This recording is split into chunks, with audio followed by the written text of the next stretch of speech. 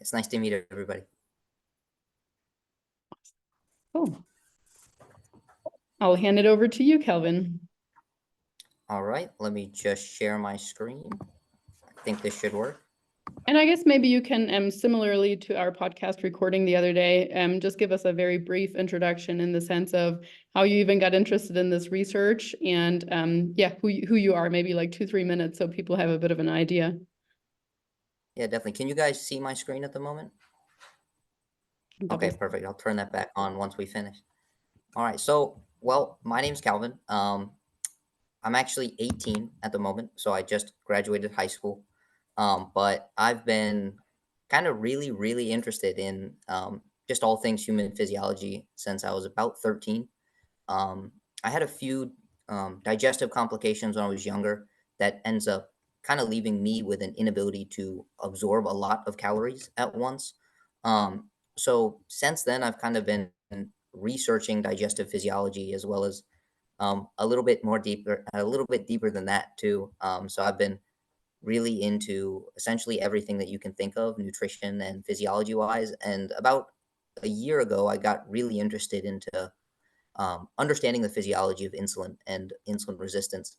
So I wrote a big article that kind of just sat in my Google Docs about insulin. And then I decided to dig in a little bit deeper about kind of the more pertinent issue in today's society, which is insulin resistance. So been kind of just reading as much as I could on the subject, and it's a very fascinating subject, and it's counterintuitive to the canonical views that are often shared on social media, even by doctors, well-meaning doctors. When you actually look at the as scary as it might sound, the intracellular causes of insulin resistance, you kind of discover it's not as simple as people lay it out, and it may actually be quite the opposite.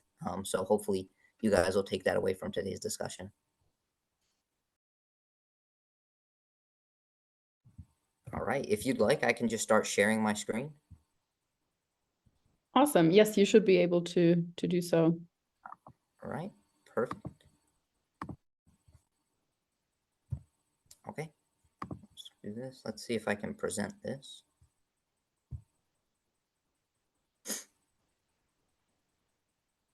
Oh, I guess that's not how you present.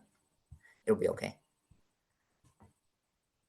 All right, so I guess the big thing to think about when it comes to insulin resistance is why are we so focused on it? One of the big things is that insulin resistance is the main underlying pathology of diabetes, type 2 diabetes. Type 1 diabetes is a little bit different. That's actually an autoimmune complication in which these individuals can't actually produce insulin in the first place. But when it comes to type 2 diabetes, the main reason that these people have such elevated blood glucose and such issues with all the downstream complications of elevated blood glucose and insulin resistance is because their cells are essentially not listening to insulin anymore. So I guess the best place to start is, what is insulin and where is it produced?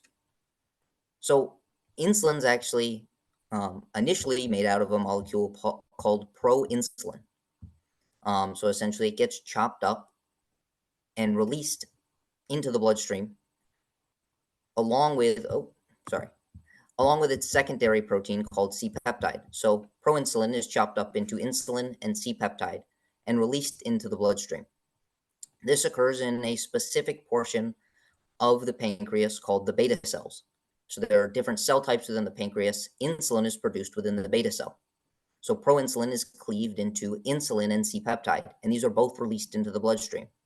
I think highlighting C-peptide is important because C-peptide actually remains in the bloodstream much longer than insulin. So if we are looking at the manifestations of insulin resistance, we would see very high blood insulin levels. However, C-peptide might be a better marker than insulin when it comes to measuring insulin resistance because C-peptide remains in the bloodstream for longer. So it gives us a more long-term, almost 24-hour view of one's insulin production rather than a very short window that may have been modulated by things like your recent meal or what you had the day before, your sleep, etc. So as I mentioned, within the beta cell, insulin is produced. And the way this happens is actually quite fascinating. So when our blood glucose levels are elevated, we have glucose constantly running into and out of the pancreas. Luckily, the pancreas actually has a specific type of glucose receptor called the GLUT2 receptor. The main reason why this is important is because most glucose receptors require insulin to essentially allow glucose into the cell. But the GLUT2 receptor is different. It always remains in the membrane, therefore glucose can always flow into the pancreas, regardless of how much insulin we have around. So as glucose within the pancreas increases, next, over the next slide. So as glucose within the pancreas increases, the production of ATP also increases. And this ATP is very important. ATP can actually bind to what are called potassium channels on the pancreas. And they actually close these potassium channels. Let's actually show a graph. So glucose enters into the pancreas and ATP production is increased. ATP will bind to these these potassium channels. This causes the channels to close and the calcium within the beta cell of the pancreas will begin to accumulate. Importantly, this potassium has a positive charge. So this increases the voltage within the beta cell. And an increase in voltage stimulates the opening of what are called voltage-gated calcium channels, shown right here. And when calcium enters into the cell, it actually allows insulin to be released into the bloodstream. So insulin is typically stored inside of a vesicle. And this whole process of the accumulation of ATP, the closing of the potassium channel, and then the entry of calcium into the cell can then allow this vesicle right here to fuse to the membrane of the beta cell and release insulin into the bloodstream. And as you can kind of see, one of the mechanisms by which the new medications, GLP-1 medications like Ozempic and Wegovy work, is they also have the ability to stimulate insulin release from the pancreas. So now that we have insulin in the bloodstream, we can kind of look at insulin signaling. So importantly, insulin is referred to as a tyrosine kinase receptor. So there's two portions of the insulin receptor, and insulin will bind. And this causes what's referred to as dimerization. This is essentially when the left portion of the receptor and the right portion of the receptor come together, forming a dimer. So di meaning two, dimerization is the process of two proteins coming together. And when this dimerization happens, it instigates what's referred to as autophosphorylation. Essentially, the right protein will phosphorylate the left protein, and the left protein will phosphorylate the right protein. So phosphorylation is a process that occurs inside of essentially all of the cells inside of our body. Phosphorylation can essentially be looked at as like an energy molecule that can either increase or decrease the activity of a protein. In this case, the phosphorylation of the insulin receptor allows the insulin signaling cascade to ensue. In some cases, when a protein is phosphorylated, this protein completely stops functioning, as we might actually get to review in a moment. But via this process of dimerization and autophosphorylation, this insulin receptor becomes phosphorylated. And the phosphorylation of the insulin receptor will actually activate a protein called IRS1. And this IRS1 also is able to phosphorylate other proteins. IRS1 simply phosphorylates this protein here called PI3 kinase. And then PI3 kinase, as you may expect, can also phosphorylate another protein. It does this to a specific protein inside of the membrane of our cell called PIP2. And the addition of a phosphate turns it into PIP3. And once this PIP3 is formed, an additional protein can actually bind to PIP3 called PDK1. And finally, I promise we're getting there, PDK1 will phosphorylate AKT. And AKT is essentially the main signaling protein within the insulin signaling cascade. So once we have AKT phosphorylated, it has a myriad of downstream side effects. And all of these side effects, effects, are the reason that insulin does what it does. So first, AKT can actually phosphorylate a specific protein called AS160. So essentially, AS160 is a small protein that is normally bound to the GLUT4 receptor. But When we phosphorylate, AS160 will inhibit the GLUT4 receptor from going to the membrane of our cell. So when we phosphorylate AS160, it releases the GLUT4 protein, allowing this GLUT4 transporter to embed itself into the membrane of our cell. And as you may know, this GLUT4 receptor allows glucose into all of our cells. So by inhibiting what is typically inhibiting the GLUT4 receptor, this GLUT4 receptor can embed itself into the membrane and uptake glucose. And this is how insulin can decrease our blood glucose by increasing the intracellular uptake of glucose. Another mechanism of action, this picture didn't come out as well as I thought it would. Let me see if I can change the color. So AKT can actually bind to a protein called GSK3 and phosphorylate this protein. GSK3 is another inhibitor. So GSK3 inhibits the formation of glycogen. Glycogen is the glucose storage within our cells. So in its dormant state, GSK3 is inhibiting our ability to synthesize and store glycogen. Insulin binds, AKT becomes activated, and then AKT will phosphorylate this GSK3 protein. When it becomes phosphorylated, it releases the inhibition on glycogen synthesis. Thus, our cells are allowed to use the glucose that it just uptook out of the bloodstream and begin storing it within the cell as glycogen. And the last mechanism of action that I'll highlight is a protein called TSC. So essentially, this AKT can phosphorylate a protein called TSC. In its dormant state, this TSC protein is bound to another protein inside of our cell called mTOR. As many people may know, mTOR is best described as the regulator of amino acid uptake, muscle protein breakdown, and muscle protein synthesis. So when mTOR becomes activated, our cells will uptake more amino acids, they will inhibit the breakdown of protein, and they will also instigate the process of protein synthesis. This is why mTOR is considered the most anabolic protein within our cells. So typically, so we're not just synthesizing muscles whenever we want, TSC is a protein that is inhibiting this mTOR protein. But when AKT becomes activated by insulin, it will bind to TSC and phosphorylate it. Essentially, as complex as it sounds, it will inhibit the inhibitor of mTOR. So mTOR can become activated and begin all of its downstream consequences of increasing amino acid uptake and increasing protein synthesis, as well as putting the brakes on protein breakdown. So in this way, insulin can be considered an anti-catabolic hormone. It stops us from breaking down muscle. It can also be thought of as an anabolic hormone because it allows us to uptake amino acids and synthesize proteins. And now insulin has a lot more functions than this, but we just simply don't have time to go through all of them. So we can just take a look at them. So insulin increases the production of what is referred to as nitric oxide. Nitric oxide is a molecule that allows our blood vessels to relax and allows for the improvement of blood flow all throughout the body. It increases the formation of neurons, synapses, receptors, and other structures within the brain. Similar to the way that insulin works in the body, it is very anabolic within the brain, allowing us to even improve our memory and cognition.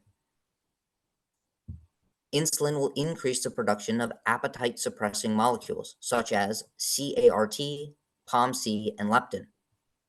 CART is actually cocaine and amphetamine. It's a protein that is involved in the appetite-suppressive effects of cocaine and amphetamine. It will also decrease the production of appetite-stimulating hormones, such as neuropeptide Y and AGRP. And by the way, all of these are cited, so if you would like the citation list, I can send you all of these studies as well. So insulin will inhibit fatty acid release. So it stops our cells from degrading these stored triglycerides and releasing fatty acids into the bloodstream or burning them within the cell. So in this way, this is why many people look at insulin as the fat storage hormone, because it does not allow our cells to continue to release fatty acids for oxidation. And it increases the uptake of fatty acids from the bloodstream. But as we'll get to in a moment, thinking of insulin just as the fat storage hormone probably is not the best way to look at it. Insulin will also increase glucose uptake from the bloodstream, increase, as we mentioned, the synthesis of glycogen. It also decreases gluconeogenesis, which is the liver's ability to take molecules that are not glucose and convert them into glucose. These are things like amino acids, lactate, and glycerol. So this would, in effect, would increase our blood glucose levels. So by inhibiting gluconeogenesis, we don't have a double whammy effect of increasing our blood glucose even more because it's already elevated. That's why insulin was released. It decreases, as we mentioned, proteolysis, or the breakdown of proteins, and it increases the formation of new fat molecules called lipogenesis.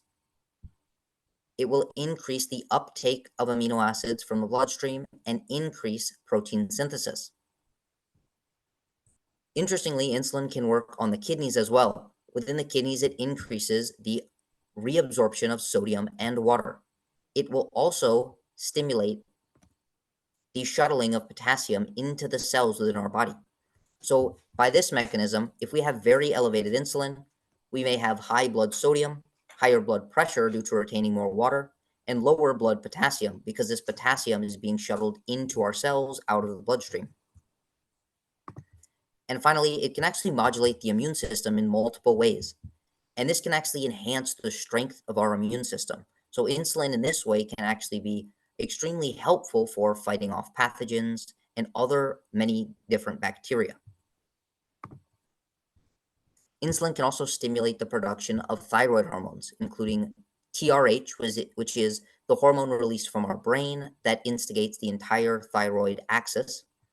TSH, which is another hormone released in a specific location in our brain that will subsequently bind to the thyroid and increase the production of the thyroid hormones.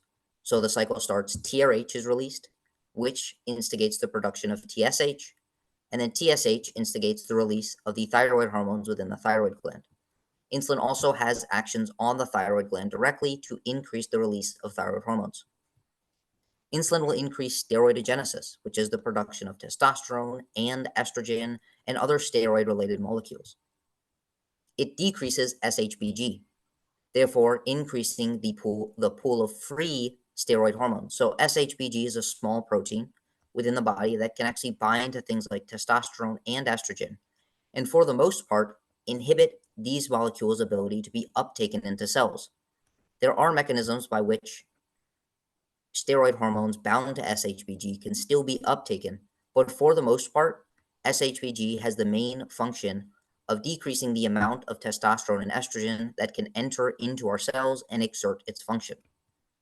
That's a whole separate discussion that would take a while. So it will also increase the production of HDL within the liver. As many people know, this is high density lipoprotein, thought to be a slightly more protective protein. A few other things that it does to lipoprotein metabolism. It increases the conversion of, so our liver will produce molecules called VLDL. These typically have high amounts of triglycerides and moderate amounts of cholesterol, a moderate ratio of triglycerides to cholesterol. So it typically has more triglycerides than cholesterol. However, when the triglycerides are taken out of VLDL, this molecule is converted into LDL, or a low-density lipoprotein. It will contain close to the same amount of cholesterol, but far less triglycerides, making it a little bit more dense than the VLDL. And because insulin is able to stimulate the uptake of triglycerides into our cells, insulin increases the conversion of VLDL to LDL by stimulating the removal of triglycerides from VLDL, which, as I mentioned, converts it into LDL. One other thing that insulin does is it increases the number of LDL receptors. So there are LDL receptors all throughout the body on places like the liver, the muscles, and in the brain. Insulin can stimulate the activity and the sheer quantity of these receptors located on the membrane of our cells, therefore increasing the amount of LDL that is taken out of the bloodstream into our cells. So in this way, insulin might have a slightly anti-atherogenic effect, meaning it can help reduce our risk of cardiovascular disease a little bit by decreasing serum LDL. Another mechanism within the brain that insulin works is it increases the production of a lot of different neurotransmitters, specifically dopamine and serotonin, which are typically viewed as more beneficial neurotransmitters. Dopamine increases motivation and pleasure, and serotonin can help modulate our mood. And this is actually has a fairly interesting mechanism of action. So insulin can also stimulate the uptake of amino acids within the brain, the same way that it does in the muscles. And as many people may know, amino acids are used to synthesize neurotransmitters, such as tryptophan, tyrosine. So tryptophan is converted into serotonin, and tyrosine is converted into dopamine. Because insulin can increase the uptake of these amino acids within the brain, it increases the available substrate to be converted into serotonin, dopamine, and other neurotransmitters. So, because insulin stimulates amino acid uptake, it can increase the production of these neurotransmitters within the brain, which is how insulin increases dopamine and serotonin within our brain. Another thing that insulin does is it can inhibit the production of glucocorticoids and catecholamines. So the main glucocorticoid is cortisol, and the main catecholamine is adrenaline.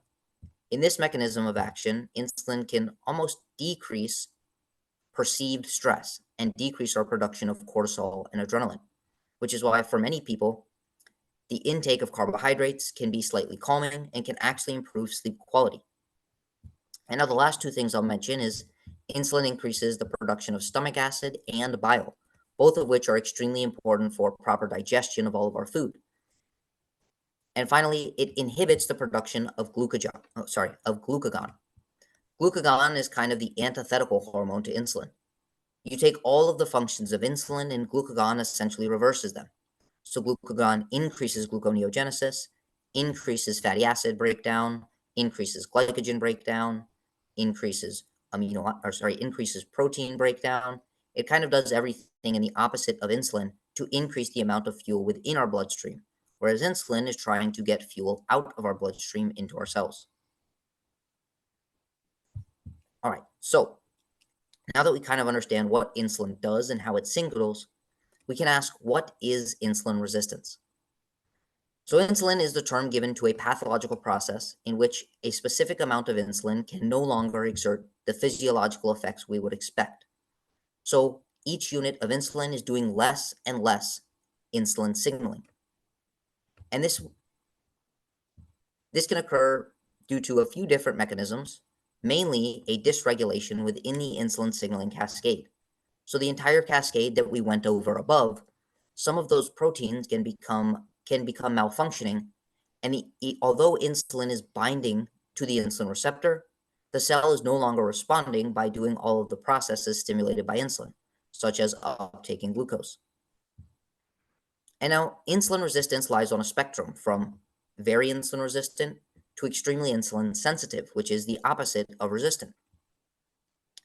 And insulin resistance at its worst will leave our blood glucose levels extremely elevated.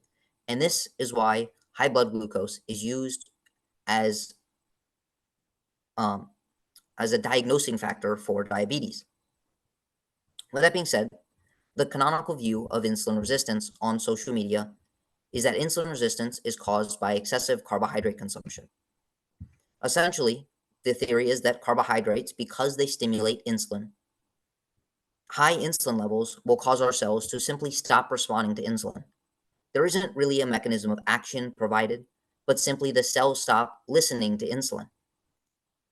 And this theory is quite understandable because many hormones and neurotransmitters have this mechanism of action.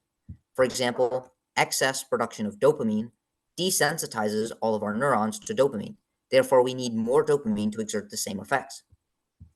The same thing can occur for caffeine and other molecules within the nervous system and body. However, this doesn't appear to actually be what causes insulin resistance. Let's see where we're at. So to understand insulin resistance, we would have to look at where it typically begins. So insulin resistance typically manifests first within the muscles and the liver. However, it's kind of argued whether or not the fat tissue also becomes insulin resistant, or the muscle and the liver are the first one to become insulin resistant. But once it begins within a specific cell or tissue, it can begin accumulating, it can begin starting in the fat tissue, the kidney, the pancreas, the heart, and even the brain. And essentially, the reason that insulin resistance occurs are due to two predominant factors. These include malfunctioning lipid metabolites and inflammatory cytokines. So unfortunately, this image is quite blurry, but we can begin with inflammation. How would inflammation cause insulin resistance? So inflammatory cytokines such as IL-6 can increase the activity of a small protein within our cells called SOCS3. And this SOCS3 can bind to IRS1, the initial protein that started the insulin signaling cascade. And in this sense, this protein can phosphorylate IRS1, but this phosphorylation actually inhibits the activity of IRS1. And when we inhibit the very first protein involved in insulin signaling, it abolishes the rest of the signaling cascade.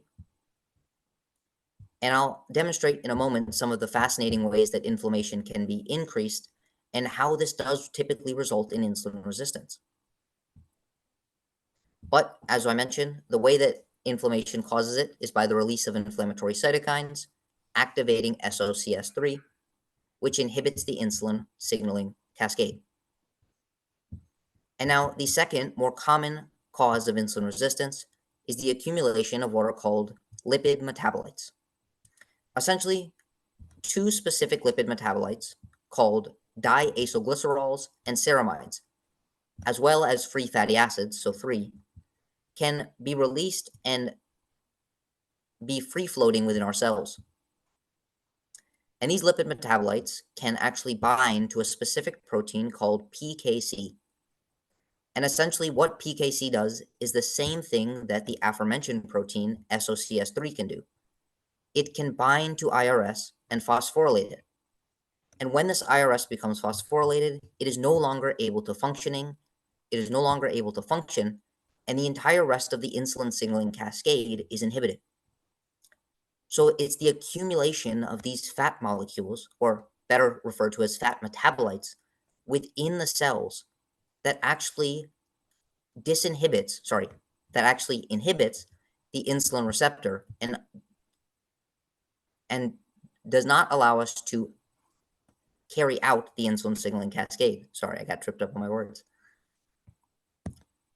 So what would increase free fatty acids within our cells causing insulin resistance?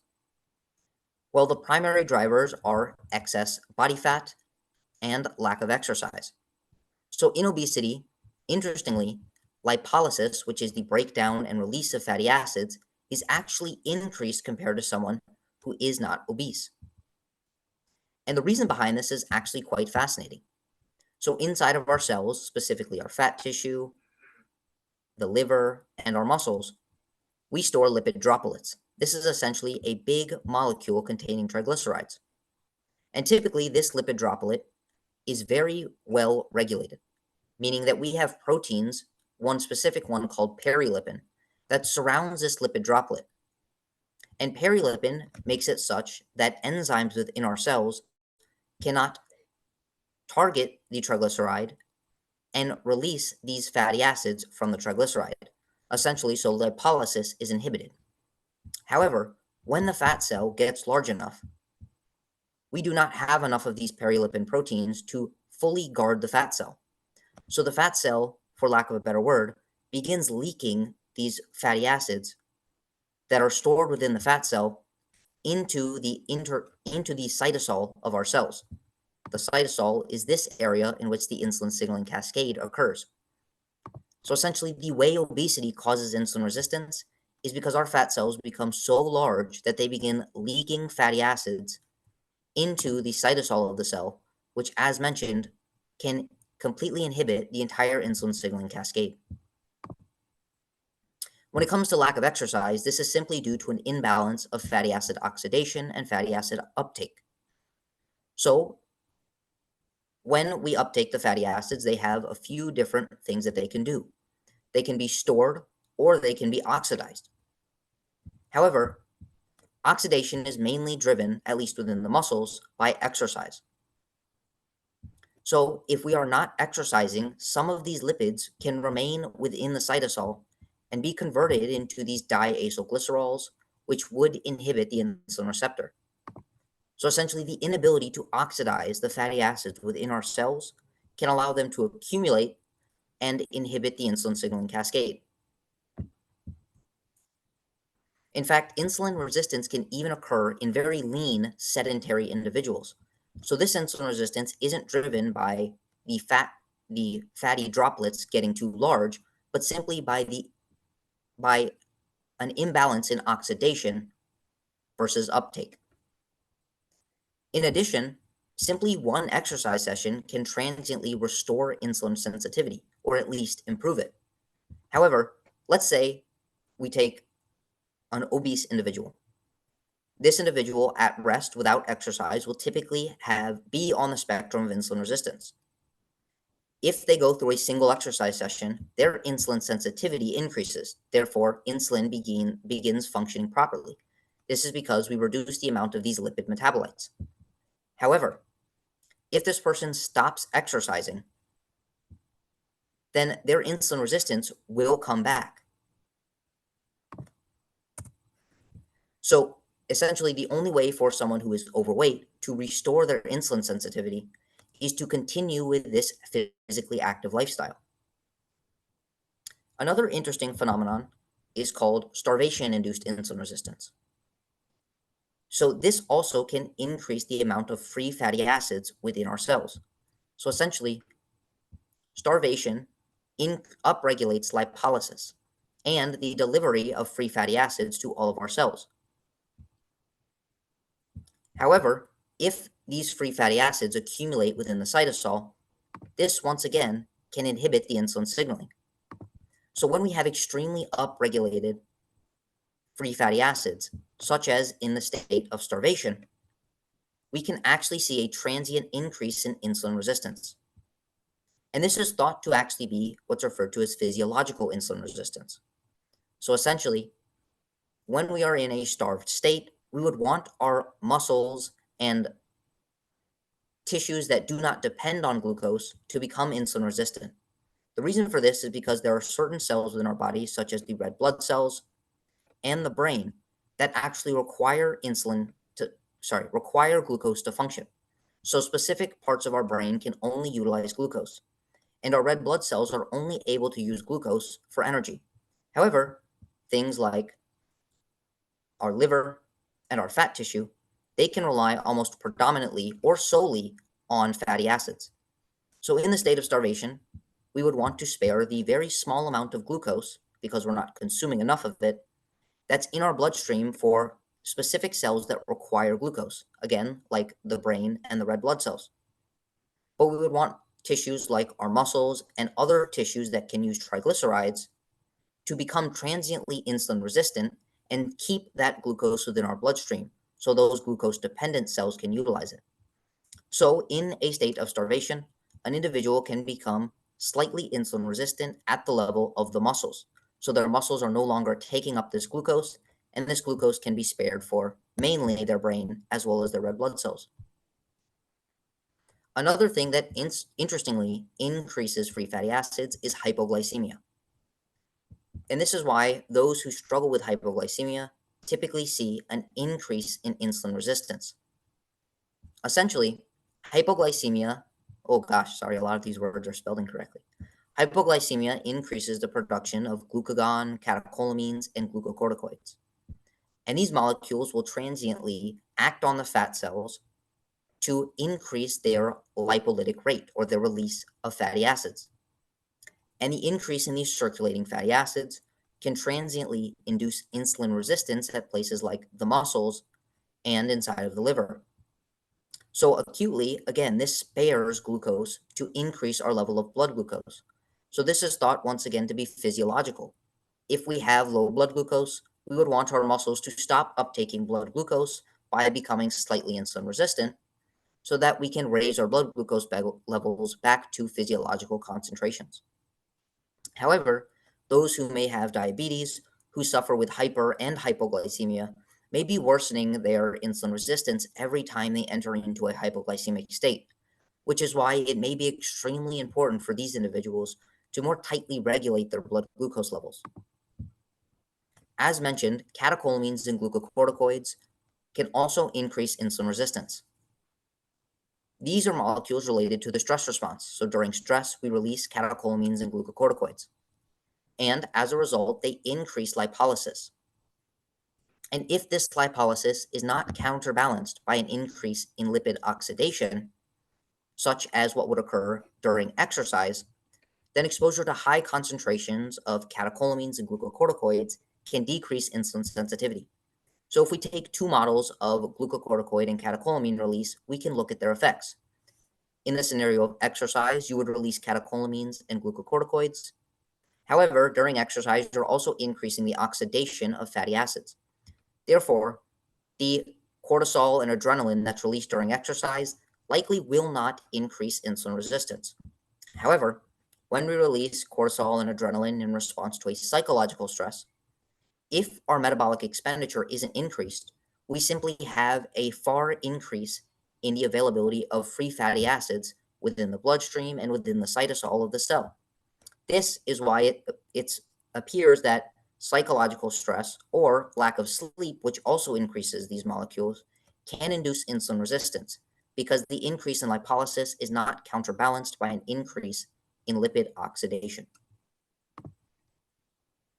One thing that does actually appear to increase insulin resistance is if the ingestion of dietary fat greatly exceeds our ability to store or oxidize this dietary fat.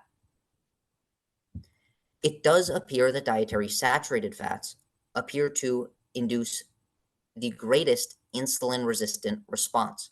So if we take 50 grams of glucose and ingest it along with polyunsaturated fats, monounsaturated fats, or saturated fats, we will have a much tougher time decreasing our blood glucose in the meal containing glucose and saturated fat. The reason is because, once again, these saturated fats can accumulate slightly within the cytosol and inhibit the proper insulin signaling, which means our cells will no longer continue to uptake the glucose out of the bloodstream. And the reason that this likely occurs is because our body will preferentially oxidize unsaturated fats before saturated fats, which means that when we ingest saturated fats, there will typically be less fats that are oxidized and more fats that are retained within our bloodstream and within the cytosol of the cell, which can subsequently lead to insulin resistance. And this also is considered physiological. So in many scenarios, our cells are unable to oxidize fatty acids and glucose at the same time very efficiently. So if our cell has a lot of fat within it, it would want to inhibit the further uptake of glucose into that cell so it can begin oxidizing the intracellular fatty acids. And in the context of a high-fat, low-carbohydrate diet, which many people doing keto diets will do, we also want this insulin resistance phenomenon to occur. The reason for this is because, once again, we want to spare the very little amount of glucose that was within our bloodstream for tissues like the brain and the blood cells. So if places like our muscles become insulin resistant on a very high-fat diet, they can rely almost solely off of fatty acids, and the small amount of glucose in our bloodstream, because we're not consuming glucose, can be left for tissues like the brain. So this is why many people doing a ketogenic diet may talk about physiological insulin resistance, which is the transient increase in insulin resistance that occurs as a result of a low carbohydrate, high fat diet.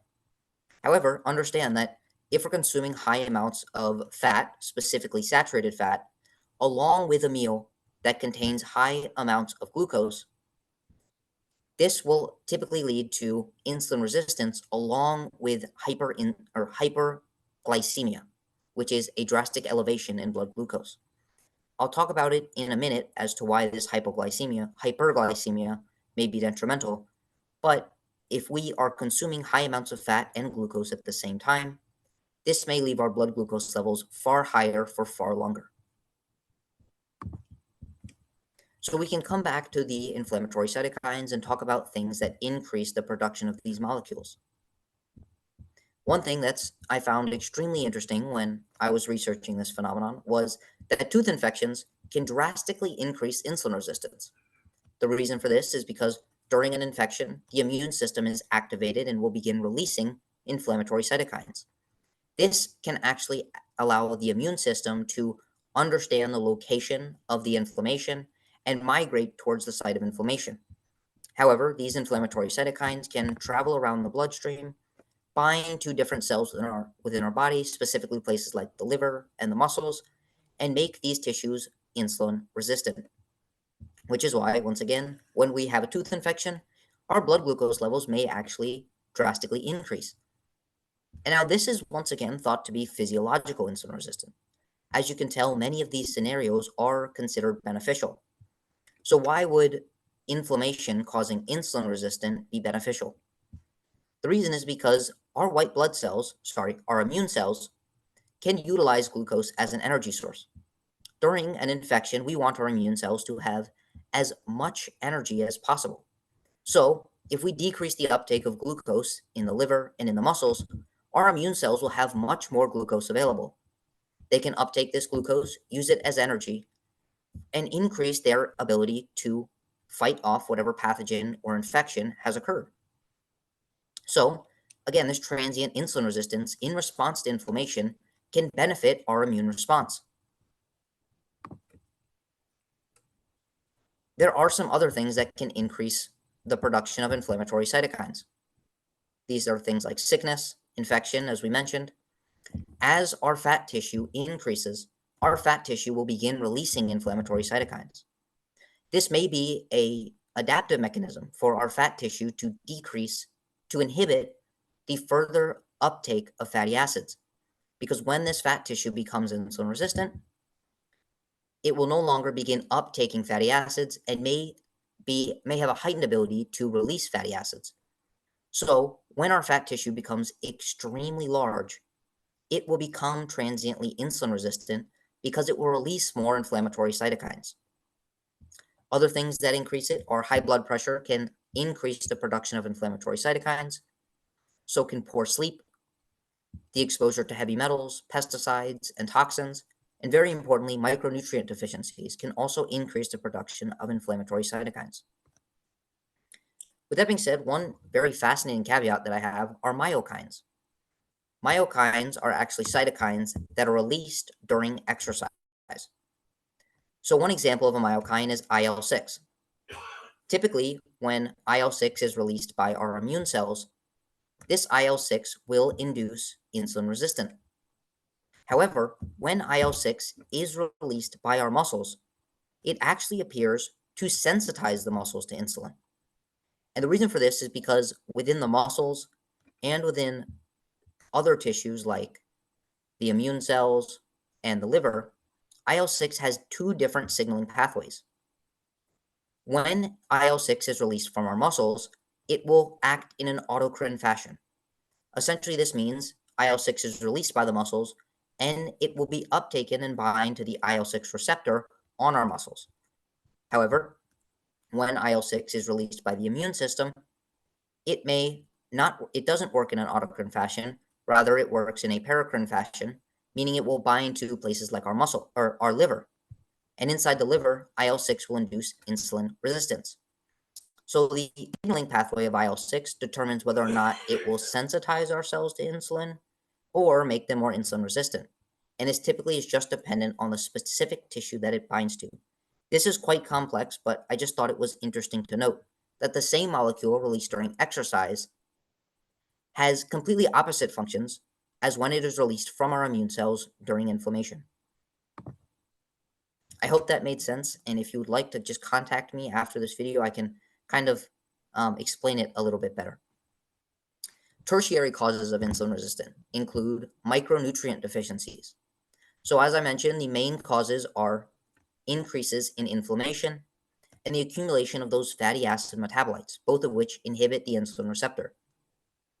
However, much smaller or less effective causes of insulin resistance are things like micronutrient deficiencies, much less common, sorry. So essentially, many different micronutrients play a role in proper insulin signaling. These include things like sodium, potassium, calcium, and magnesium, as well as the B vitamins, as well as other things such as zinc. So zinc is important for stabilizing the insulin receptor, and a zinc deficiency can impair the insulin receptor itself, which induces a state of insulin resistance. Another micronutrient that actually has the opposite effect. So iron overload can induce insulin resistance. And this is because iron can actually drastically increase the production of many inflammatory cytokines. So in a state of iron overload, we will have excess inflammatory cytokines, which can induce a transient state of insulin resistance. So for the most part, micronutrient deficiencies cause insulin resistance. So sodium, potassium, calcium, magnesium, B vitamins, zinc, things like that. But in the case of iron, it's actually the excess of iron that can damage our cells and cause insulin resistance. And it's seen that those with hereditary hemochromatosis, which is essentially a genetic iron overload condition or a genetic propensity to iron overload, these patients have much greater rates of diabetes and insulin resistance than those without hereditary hemochromatosis. So people that are genetically predisposed to have iron overload are much, much more likely to have insulin resistance, demonstrating the effect of iron on insulin sensitivity. Another tertiary cause is poor sleep. Poor sleep can increase the production of inflammatory cytokines, leading to insulin resistance, as well as increasing the production of glucocorticoids and catecholamines. Both, as we mentioned, will increase lipolysis and increase free fatty acids and their ability to inhibit the insulin receptor. In a scenario in which poor sleep is met with sedentary behavior, this insulin resistance will probably be drastically worse than if someone got poor sleep but were adequately exercising the next day. With that being said, there are also individual propensities to developing insulin resistance. So lipodystrophy is actually an inherited disease that causes extremely low subcutaneous fat stores. However, because we cannot store this fat inside of our adipose tissue, we have drastically increased levels of fat within our muscles and increased levels of fat within our organs. As mentioned, very high amounts of fat within our muscles can induce insulin resistance. The same thing occurs with very high amounts of fat stored within the liver. Therefore, those with lipodystrophy who are essentially only able to store fat within the muscles and within their organs have drastically elevated levels of insulin resistance, even if they are extremely lean looking. Because we cannot essentially, even though someone looks lean, we cannot ascertain the amount of fat that has accumulated within the organs if they have lipodystrophy. Another thing is there are sex differences for the development of insulin resistance. Because of a woman's hormonal profile, especially an increase in estrogen, they are much less susceptible to developing insulin resistance at the same body fat levels. This is probably good to hear for many of the women listening. And this is because estrogen can induce a phenomenon called hyperplasia. Essentially, fat tissue can grow in two ways: fat cell hyperplasia or fat cell hypertrophy. Hypertrophy is the process of your fat cells getting larger, so one fat cell simply stores more fat, and hyperplasia is the process of one fat cell differentiating into two fat cells and storing the same amount of fat within both of those cells. So essentially, each cell is storing a little bit less fat. As mentioned, one of the main things that induces insulin resistance is when our fat cells become so excessively large that they begin releasing fatty acids. So, via estrogen's ability to increase fat cell hyperplasia, meaning we have more fat cells to store the same amount of fat in, meaning each fat cell can become slightly smaller, estrogen can actually have a protective effect for insulin resistance. Thus, increased estrogen predisposes women to be less susceptible to insulin resistance. However, importantly, due to the sharp decrease in estrogen after menopause, postmenopausal women appear to have the same susceptibility for insulin resistance as men do, simply because of an alteration in their hormonal profile. We also see that there's this interesting phenomenon, I find it interesting, called the personal fat threshold. This is essentially the amount of fat that you can safely store within your adipose tissue before this fat begins leaking out into the bloodstream and being stored within the muscles and the organs. Again, the more fat that we have accumulating within our muscles and our organs, the more insulin resistant these tissues will be. Interestingly, it appears that Europeans and Africans have a much higher capacity to store fat within their adipose tissue. Therefore, they have a higher personal fat threshold. But those of Asian and Indian descent appear to have increased susceptibility to insulin resistance because they have a much lower personal fat threshold. Simply, they can't store as much fat safely within their adipose tissue, and more of their fat, so at the same level of body fat, more of their fat may be stored in the organs, so visceral fat, or within their muscles. And this, unfortunately, is why we see that people of Asian and Indian descent develop type 2 diabetes at a much lower body weight than those of European and African descent on average. All right, so I know that was a lot. And again, if anyone has any questions, just reach out to me. I'd love to explain it as much as possible. But we can now look at the common manifestations of insulin resistance. Obviously, the most understood one is type 2 diabetes and prediabetes. So type 1 diabetes is different than type 2 diabetes. Again, type 1 diabetes is essentially the inability to produce insulin. However, those with type 2 diabetes typically have a working pancreas. However, they simply are so insulin resistant that their blood glucose remains elevated despite producing an abundant amount of insulin. With that being said, individuals with type 2 diabetes, if it progresses far enough, they can actually convert themselves into essentially type 1 diabetics. When the pancreas becomes so overworked by producing insulin, it can induce what is referred to as beta cell death. Many people refer to it as beta cell burnout. Essentially, the pancreas produces so much insulin, it simply cannot continue producing and synthesizing so many proteins that that the beta cells actually begin dying. And in this scenario, when your beta cells die, you can no longer produce insulin. Therefore, at certain stages of type 2 diabetes, for example, those who may have maintained this condition for multiple years, they may have actually converted into insulin-dependent diabetics, meaning that if they stop taking insulin, they simply would not have the capacity to produce insulin. And in this sense, they are very, very similar to type 1 diabetics.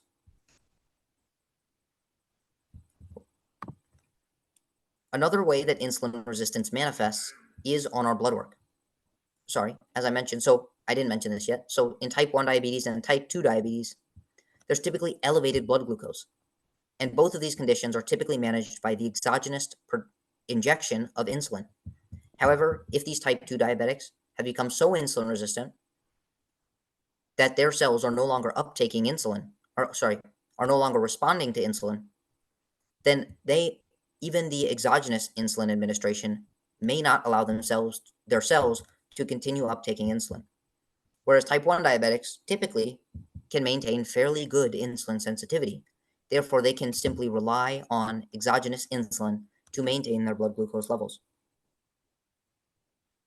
And now on blood work, we can take blood work. Blood work is probably the best way to understand whether or not you may be on the verge of diabetes, or have what is referred to as prediabetes, which is essentially the elevation in multiple markers of blood glucose that aren't high enough to reach the clinical diagnosis of diabetes, but are far higher than the normal average.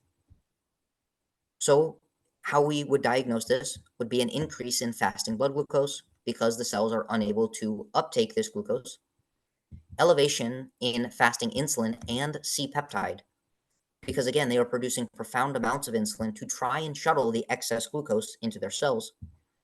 We would also see elevated triglycerides because their cells are no longer uptaking these triglycerides out of the bloodstream. And we would see an elevated HbA1c. HbA1c is kind of like your 90-day marker for your blood glucose levels. HbA1c is a marker of your glycated hemoglobin. So glycation is a process by which glucose can bind to cells and alter the structure of it can bind to proteins within different cells, altering the structure of these proteins and sticking onto these proteins.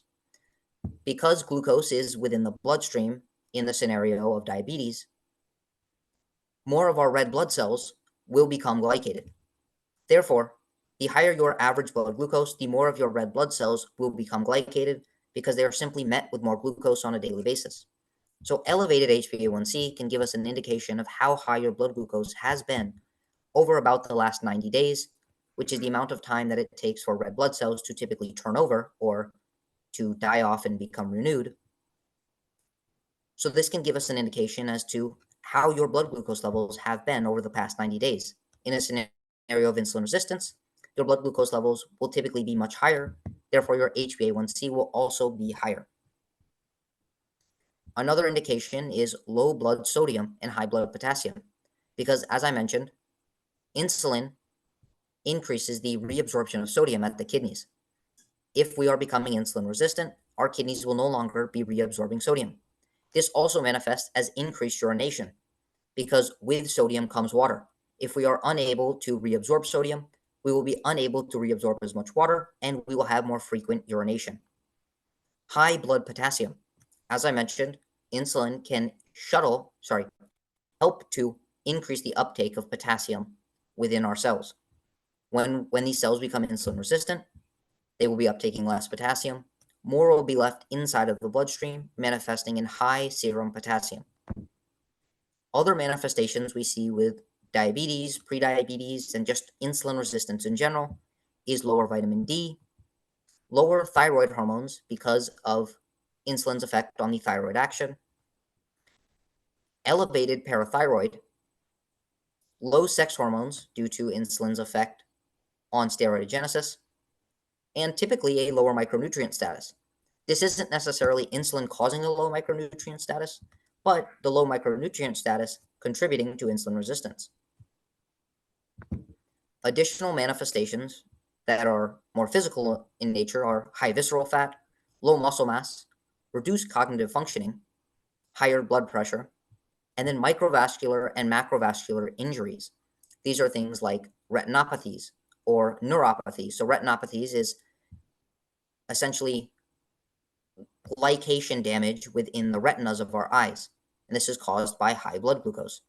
Neuropathies are when high blood glucose will damage our blood vessels, and they may almost completely inhibit blood flow to specific regions of our body, usually within the fingers and the toes. The reason is because there are just such long blood vessels that they're the first blood vessels to see the manifestations of glycation because they're essentially so long, they have more surface area to become glycated. And when our blood vessels become glycated, their ability to shuttle blood all, down to our fingers and our toes becomes reduced. And therefore, sorry, this was a long-winded explanation, but essentially, when we have insulin resistance, we can get neuropathies in our fingers and our toes. Sorry about that. We also see a multitude of skin complications, hair complications, nail complications, and eye complications, such as these retinopathies. So now, what is the best way to reverse insulin resistance? Obviously, maintaining a good body fat percentage to decrease the amount of these fatty acids that have accumulated within our cells, causing insulin resistance. Increasing our muscle mass, because the more muscle mass we have, the more able we are to actually safely store triglycerides and glucose and get them out of the bloodstream. And also, high muscle mass is typically an indication of exercise, especially resistance training, which can transiently increase insulin sensitivity. Decreasing our stress. So there's multiple things that could be stressors, some that we can control and some that we can't. Things that we can control are our sleep. We can definitely control that most of the time. So trying to get the best sleep possible to reduce the production of those inflammatory cytokines, catecholamines, and glucocorticoids. Other things for decreasing stress are trying to have practices throughout the day in which we can actively downregulate, or even doing more things that we enjoy throughout the day. Other things that are important for rectifying insulin resistance are trying to cure any illnesses, infections, or underlying pathologies that may be increasing our inflammatory burden, therefore causing insulin resistance. Trying to make sure that our micronutrient status is adequate, and being cognizant of iron overload as well. We can consume more antioxidant rich foods because these antioxidants can have an anti-inflammatory effect, therefore decreasing the amount of these inflammatory cytokines that are essentially inhibiting the insulin receptor from functioning. It does appear that increasing the consumption of omega-3s, omega-7s, and omega-9s have beneficial effects for insulin sensitivity. We also see that specific amino acids can benefit insulin sensitivity. These include glycine, serine, glutamine, and asparagine. So if we can increase the consumption or the ratio of these amino acids within our diet, it may have favorable effects on insulin sensitivity. We also would want to reduce our exposure to heavy metals, pesticides, and other toxins from the environment because, once again, these molecules can have negative effects for insulin signaling due to a few different pathways, mainly the inflammatory pathway.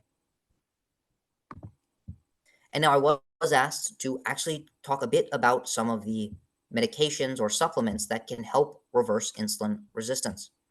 So the main ones are going to be berberine and metformin. So berberine and metformin can reduce the production of inflammatory cytokines, and they also essentially act as mitochondrial toxins. This sounds weird. However, when we inhibit the mitochondria from producing adequate amounts of ATP, this increases the activity of a specific protein inside of our cell called AMPK. And I'll discuss the AMPK pathway in a moment, but understand that the way that metformin and berberine actually work is by decreasing our mitochondria's capacity to produce ATP, which leads to a state of low ATP within the cell, activating AMPK, which is activated when we have low concentrations of ATP. And this AMPK has a myriad of beneficial functions for insulin sensitivity. Another thing that these do is potently alter the microbiome. And there are many studies indicating that the microbiome does impact insulin sensitivity because the microbiome has the capacity to produce a series of different metabolites, some of which can worsen insulin resistance and some of which, such as butyrate, can enhance insulin sensitivity. These molecules also reduce our appetite, which allows us to eat a little bit less, lose a little bit more body fat, and allow us to subsequently help reverse some of the obesity-related insulin resistance. They also decrease mTOR. mTOR is a molecule that can actually inhibit the insulin receptor. And essentially, inhibiting mTOR can transiently upregulate the functioning of the insulin receptor. However, this is why berberine and metformin are often met with impairments in muscle function and muscle mass, because mTOR is the main regulator of protein synthesis within our cells. So by inhibiting mTOR, especially if we're taking these supplements prior to a workout, we may decrease the protein synthetic response to this workout. The last one I'll talk to is myo-inositol. So myo-inositol is actually used in the production of specific proteins involved in the insulin signaling pathway. These include PIP1, 2, and 3, and a protein called IP3. It does appear that diabetes decreases inositol levels. However, low inositol also increases diabetes. Therefore, it's almost like a negative feedback cycle. Low inositol may start the diabetic, progressing on the diabetic spectrum. But having diabetes may further lower inositol levels, which again can further worsen the diabetes. Another mechanism of action of myo-inositol is increasing that protein called AMPK. So the last thing I'll touch on is, what the heck does AMPK do? So AMPK works by activating what's called ATGL, or adipose triglyceride lipase. this can essentially allow our cells to oxidize the fatty acids within the cytosol, therefore reducing the amount of these fatty acids that are available to inhibit the insulin receptor. AMPK also appears to activate the same GLUT4 receptor that insulin does, but independent of insulin signaling. Therefore, it can almost take the burden of insulin off of, take the burden off of insulin for increasing glucose uptake by activating GLUT4 receptor translocation completely in the absence of insulin. It also appears to inhibit a small molecule called ACC, and this molecule is required for the production or the synthesis of triglycerides. Therefore, if we can inhibit this molecule, we will have less fatty acids circulating within the cell. Sorry, ACC for the production of fatty acids, not triglycerides, my apologies. So we'll have less fatty acids within our cells, therefore less fatty acids to inhibit the insulin signaling cascade. That's kind of all I had. I know it was a little bit long-winded and I lost my place a little bit, but No, that was awesome. Thank you so much, um, Calvin. I hope that was tolerable. That was more than tolerable. Yes, thank you. Yeah, perfect. If you want to go ahead and stop sharing the screen, perfect. Well, overall, just again, thank you for taking the time and also for putting together this presentation. You and I, we have already spoken during the podcast, and I pointed out that I loved several things about what you included. Firstly, for me, it was surprising, or not surprising. I did know, but I like that you highlighted that it's not always due to an overfeeding of carbs, and also that insulin resistance can also be starvation caused. I was saying that in our nutrition coaching business, we probably tend to see that more, since we don't really work with super overweight individuals, and more with the over-exercising, overly stressed, under-eating type of person. So I love that that was in the article.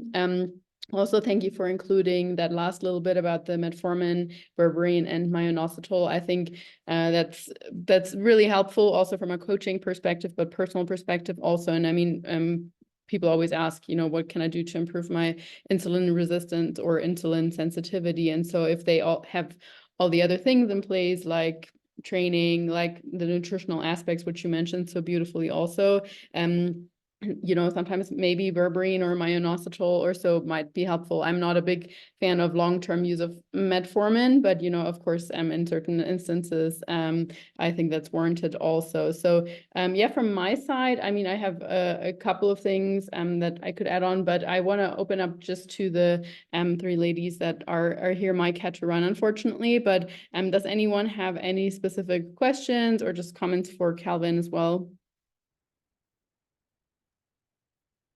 I just want to tell you that that was awesome. I think you have obviously a very deep understanding and knowledge about this, right down to the very nitty-gritty biochemistry level. And it was fantastic research, excellent paper, and very well presented. So good job, Calvin. That's very impressive. I did have a question, and I'm not sure if I can phrase it. So I'm thinking of the stress on the body that's created by a large calorie deficit. Say we're working with a client who has a large amount of weight to lose. And if we're putting them into a big calorie deficit, it could be creating a starvation sort of scenario for their body, or creating the stress of being in such a large deficit. And I'm wondering if that is more detrimental than a small deficit over a longer period of time. Like, what is more of a stressor? Is it the duration of the exposure to lower the needed calories, or is it the amplitude, so to speak, of a huge calorie deficit? And if you have any thoughts on that. Yeah, so typically this starvation-induced insulin resistance kind of makes up for the lack of blood glucose. So essentially, in a scenario in which we're not ingesting blood glucose, not ingesting carbohydrates, so we have nothing exogenously to raise our blood glucose, the body appears to have this fascinating ability to essentially decrease the uptake of glucose at the muscles and at the liver. But in a scenario in which we are consuming food, the degree to which our muscles and liver become insulin resistant is likely in line with the degree to which we are eating exogenous carbohydrates. So let's say this individual has the carbohydrates to maintain their blood glucose. this insulin resistance likely will not lead to extremely elevated blood glucose. So I wouldn't say that the degree to which the calorie deficit, the degree to which you are in a calorie deficit would necessarily induce more or less insulin resistance. Essentially, this insulin resistance is an adaptation to maintain blood glucose fairly tightly in a scenario in which we're not eating enough of it. So it might just depend on the glucose demand as well as the exogenous ingestion of carbohydrates that would regulate the degree to which our cells are more or less insulin sensitive. But it's not really much that we can modulate. It's kind of like the body has this fascinating capacity to modulate it perfectly so that our blood glucose remains, high enough for our blood cells and our brain. If I can piggyback on that, I think that was really well explained. From what I know and have heard, like in terms of coaching practices as well, it's highly dependent on the amount of body fat that this person has. Because if she has more fat cells, you can put her in an aggressive deficit without worrying about this so much. Even if it's a long duration. If she is at lower body fat levels, also to the point of what you were saying earlier, Calvin, with regards to, what kind of role fat cells play, then a more moderate approach. In either case, if you are worried about, insulin resistance, or you notice certain things coming up that point towards that direction as time goes on, refeed days really, like for that purpose, for the purpose of like keeping that client more in the sense of giving them the ability or keeping the ability to tolerate carbs can be very helpful on that front, like regardless of other things around. Or I know that refeed days are debated much, but I think for that purpose they can be very helpful. Cool, thank you. I do also think it's important to kind of point out that there are multiple, as you can kind of tell, there's a myriad of different things that all contribute to one's insulin sensitivity. So the amount of exercise they're doing, their body fat levels may offset the amount of catecholamines or glucocorticoids they're producing. Okay. So essentially, in a state where you are extremely stressed, it'd probably be far better to be lean than to be overweight, because then you have an additional thing that is hampering your insulin sensitivity. So with these extremely lean and healthy people, they would likely only become insulin resistant if they are extremely under ingesting carbohydrates. So in the state of a ketogenic diet, they may become slightly glucose intolerant. Again, this might be beneficial to spare glucose for the brain. Or in the state of complete fasting, again, they become insulin resistant, but this would be beneficial to spare glucose in the bloodstream just to maintain our normal homeostatic blood glucose levels. Awesome. Cool, Yeah. thank you. Oh, sorry. I was just going to say if that answered the question, or if anyone else had some questions, Melissa or Joyce. Yeah, Calvin, I agree with Allison. You're very intelligent. This is very, very, very good written, put together, that you covered everything. I really enjoyed the read. I guess my question would be, what if you've got a client that's already type 2 diabetic, is this going to make it worse on them if they're already taking, if they're already insulin dependent, if that makes sense? To go into a calorie deficit? I would say probably not. You'd have to think. So really one of the only ways to rectify this issue, because most times type 2 diabetes is induced by excess body weight, even if they would transiently be slightly insulin resistant going into it, you would still want them to essentially get into a caloric deficit, and probably do this by increasing exercise as well as decreasing calories to help restore their insulin sensitivity. It does appear that those who are diabetic have lower glucose tolerances. So because they have such an impaired ability to uptake this glucose out of the bloodstream, more of the glucose that they do ingest will be converted into fat. As in the case of like inside of the liver, it increases de novo lipogenesis. And this increased transportation of fat may also contribute to kind of hindering insulin sensitivity as well. So in these individuals, this would be the one time, not the one time, but one of the moments in which using a lower carbohydrate diet to essentially help decrease the requirement for insulin for a period of time until they can maintain a healthier body weight, and then slowly reintroducing the carbohydrates to revert out of the, low carbohydrate induced physiological insulin resistance would be a very beneficial thing. So for me personally, I would do something like have them go on a lower carbohydrate protocol for a period of time until we see specific markers of insulin sensitivity coming back.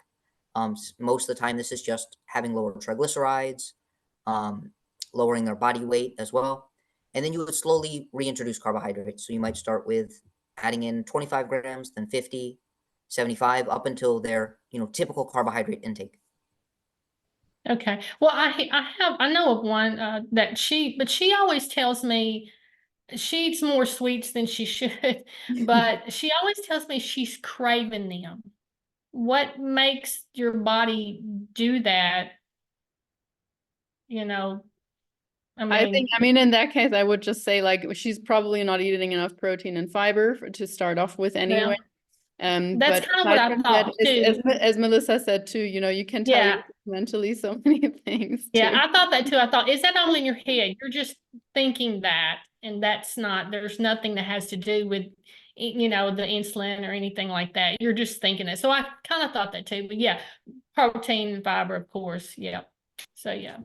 One That makes possible sense. mechanism of action there would be, as I mentioned, insulin has a fairly appetite suppressive effect.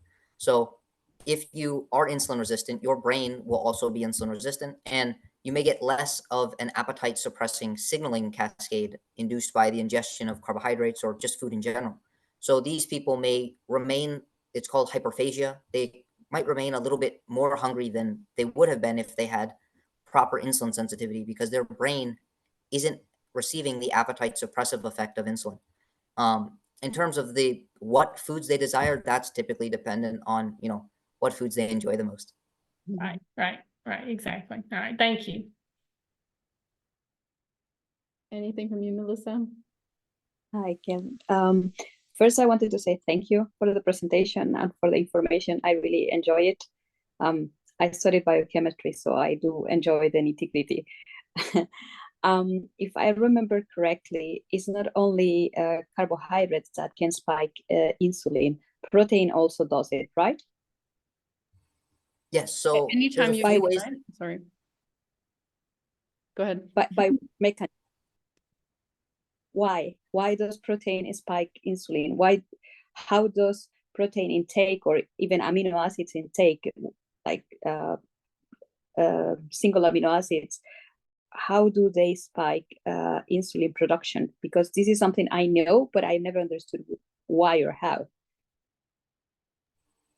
So there's actually a few reasons for this. Kind of the typical answer that people will give you is amino acids can be converted into glucose within the liver, so they can transiently increase blood glucose levels. Another thing is that amino acids can be directly oxidized within the pancreas. So let's say amino acids enter into the beta cell, and the beta cell oxidizes these amino acids. That will also increase the concentration of ATP within the beta cell. The beta cell will subsequently release the insulin. Yeah. Then it would be the same cascade as if you get, so it would be energy, creating energy, ATP from carbohydrates, but then also would be the case with fat. So there is a minor insulin increase with dietary fat. It's kind of dependent on what the beta cell has the capacity to oxidize. So it doesn't appear to be as efficient at oxidizing, fatty acids as it is in oxidizing glucose and amino acids. Another thing is that this is actually quite interesting. So as I mentioned, GLP-1 can also increase the release of insulin.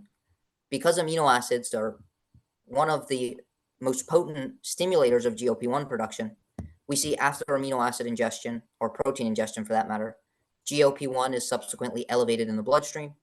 GLP-1 can bind to the beta cells and instigate the production of insulin. So that's why they're using GLP-1 drugs for those with diabetes, because it transiently can allow them to produce more insulin. Therefore, they can reduce their blood glucose levels. So due to dietary protein and amino acids ability to increase GLP-1, this is almost a non-glucose dependent or non-ATP dependent way of increasing insulin production. Thank you. Here we go. Yeah, awesome. Thank you so much. I have one last question that pertains to one of your first slide, and that was actually in regards to C-peptide. So is it pretty easy to be tested for C-peptide rather than, the classical blood glucose test, etc.? And like, to your knowledge, is that something that you can just ask your doctor for very easily? So doctors certainly have the capacity to test it. As many people who get blood work frequently might know, it's very difficult to get your doctor to order specific tests unless they have a very good reason why. So one thing you could simply come to them with is that, I'd like to understand my insulin sensitivity. And because higher insulin levels typically mean impaired insulin sensitivity, I would like to understand my, 24-hour insulin release. But instead of getting an insulin, a fasting insulin test, I'd like to get C-peptide. And then they might know why C-peptide would be important. If not, it would simply be when insulin is released, there is a 1-to-1 release of insulin and C-peptide. So for every unit of insulin, you release a unit of C-peptide. But insulin is metabolized at a far faster rate than C-peptide is. So after 24 hours, there might be less insulin in your bloodstream, even if you produced a lot of insulin, if you had consumed those carbohydrates in the morning. Or just depending on the timing of your carbohydrates might alter how much insulin is left in your bloodstream. But C-peptide is much less subject to that change because it has a much longer half-life. Okay, awesome. No, that's good to know. And yeah, hopefully I might just give that a try next time I go and get some blood work done. It'd just be interesting to see. And Melissa, you looked like you were going to say something. How would that compare with testing just by glycosylated hemoglobin? Because that gives you a longer time span. Mm-hmm. Yeah, so some people actually manifest insulin resistance without an elevation in blood glucose. So some people's pancreas have the capacity to drastically upregulate its production of insulin. So to make up for your cell's inability to sense insulin, it just produces a much higher volume of insulin. So some people may have, a blood glucose of 80 milligrams per deciliter at baseline, just like their friend, but they may need to produce 10 units of insulin, whereas their friend may be producing 90 units of insulin to maintain that same blood glucose level. So sometimes HbA1c is, you can see very overt insulin resistance using HbA1c, blood glucose, things like that. But C-peptide, for those who are really interested, and maybe even for those on a very low carbohydrate diet to understand how that's affecting their insulin sensitivity, C-peptide might be one of the better blood tests. Probably the best blood test, or indicator, would be an oral glucose tolerance test. So we talked about it on Lisa's podcast. It's essentially you ingest, I believe it's 50 grams of carbohydrates, and you simply just continue to take blood glucose measurements over a period of time and see how long it takes for you to regulate your blood glucose. Typically, those who are more insulin resistant, meaning they're less glucose sensitive, will have a much more difficult time regulating their blood glucose. And this is kind of how we understood the phenomenon of high saturated fat diets or very low carbohydrate diets, how they can induce transient insulin resistance. Because let's say you take someone who's on a ketogenic diet, if you gave them 50 grams of glucose, their blood glucose would remain elevated for a very long period of time.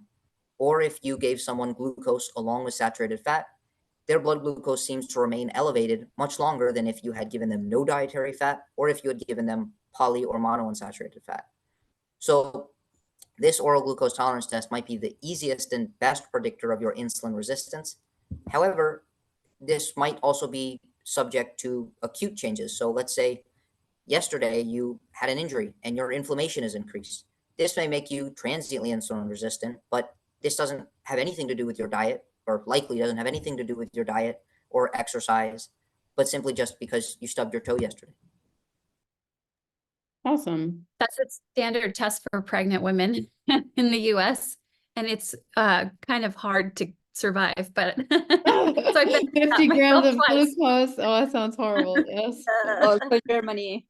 It's gross. I actually got to read 1 or 2 studies on the topic where they were essentially telling those who are on a ketogenic diet prior to this test, they would need to reintroduce carbohydrates for, they recommend at least 48 hours, if not longer, to transiently, increase their, for lack of a better word, sensitivity to carbohydrates, so that on their oral glucose tolerance test, it doesn't look like they have gestational diabetes, because they're not, because they're unhealthy, but because they're following a very low carbohydrate diet. That makes sense. Well, awesome. Thank you, Kelvin. I really, really appreciate you taking the time and putting together this presentation.